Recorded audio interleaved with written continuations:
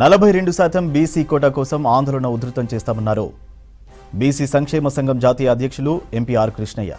BC రిజర్వేషన్లపై high court stay ఇవ్వడాన్ని నిరసిస్తూ అక్టోబర్ 14 రాష్ట్ర బంద్కు పిలుపునిచ్చారు. బీసీ సంఘాలన్నీ ఆందోళనలో పాల్గొంటాయన్నారు. ఎన్నికల నోటిఫికేషన్ ఇచ్చాక కోర్టు స్టే ఇవ్వడం చరిత్రలో ఇదే తొలిసారన్నారు. 42% రిజర్వేషన్లు దక్కించుకునేందుకు ఎంతవరకైనా పోరాటం చేస్తామన్నారు.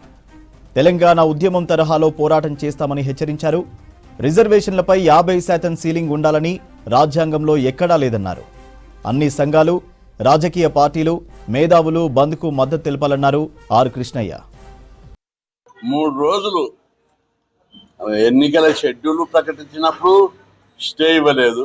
ఎన్నికల నోటిఫికేషన్ వేసినాక స్టే ఇవ్వడం అనేది ఇది బీసీల నోటికాడ ముద్ద లాక్కోవడమే తప్ప ఇంకేం కాదు. దేశ చరిత్రలో ఎన్నికల నోటిఫికేషన్ వేసిన తర్వాత ఎప్పుడు కూడా స్టే ఇవ్వలేదు కోర్టులు. సుప్రీంకోర్టు తీర్పులు, డైరెక్షన్స్ ఉన్నాయి. దానికి ఏంటిదంటే ఎన్నికల నోటిఫికేషన్ ఒకసారి వేసినాక స్టే ఇవ్వద్దని.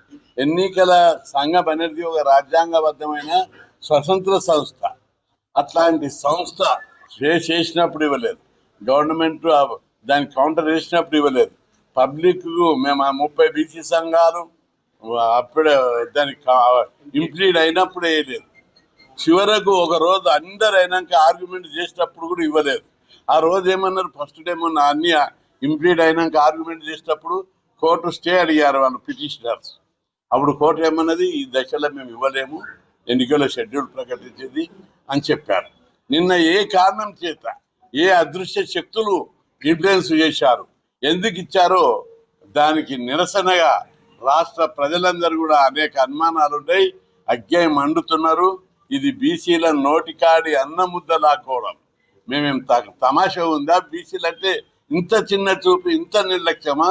అరే, ఎన్నికల నోటిఫికేషన్ వేసిన చరిత్రలో ఎప్పుడు లేదు.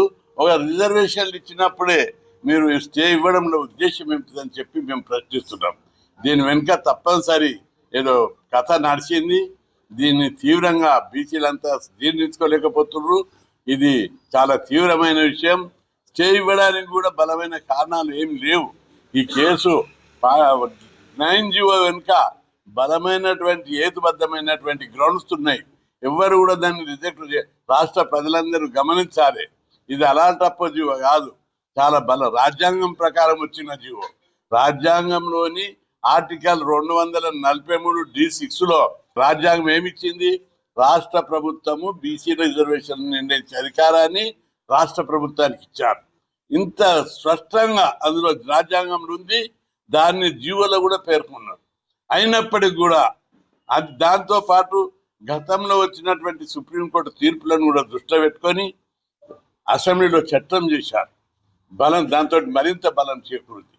3వ అంశం, సుప్రీంకోర్టు ఇచ్చినటువంటి విధంగా జనాభా లెక్కలు తీశారు. డెడికేటెడ్ కమిషన్ వేశారు. ప్రతి స్టేజ్లో సుప్రీంకోర్టు రాజ్యాంగము, చట్టాలు అన్ని పరిగణనలోకి తీసుకొని ఈ 42% జీవో జారీ